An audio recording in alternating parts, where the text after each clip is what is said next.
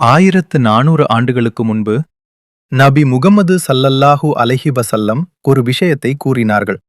அது அப்போது பலருக்கு புரியாத ஒன்றாக இருந்தது. ஆனால் இன்று அறிவியல் அதை புரிந்து கொள்ள ஆரம்பித்திருக்கிறது.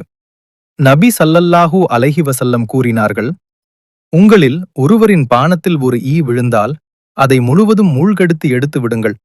ஏனெனில் அதன் ஒரு சிறகில் நோய் இருக்கிறது, மற்றொரு சிறகில் அதற்கான மருந்து இருக்கிறது. சஹீஹ் புகாரி. இன்று நவீன ஆராய்ச்சிகள் கூறுவது என்னவென்றால், ஈக்களின் சிறகுகள் உடல் மற்றும் உள்ளுறுப்புகளில் நோய்களை எதிர்க்கும் ஆன்டிமிக்ரோபியல் மற்றும் பாக்டீரியாவை அழிக்கும் ஆன்டிபாக்டீரியல் தன்மைகள் உள்ளன. அதை திரவத்தில் முழுவதும் மூழ்கடிக்கும் போது அது கொண்டு வந்த தீங்குகளை சமநிலைப்படுத்தும் பாதுகாப்பு கூறுகள் வெளிவருகின்றன.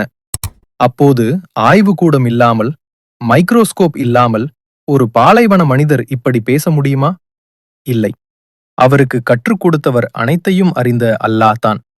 அல்லாஹ் குர்ஆனில் கூறுகிறார், நாங்கள் உம்மை நபியே உலகத்திற்கே கருணையாக அனுப்பியுள்ளோம்.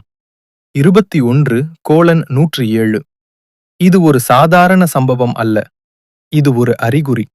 சிந்தியுங்கள், உண்மையை உணருங்கள். இதை வெளிப்படுத்திய அல்லாவை நினைவில் கொள்ளுங்கள்.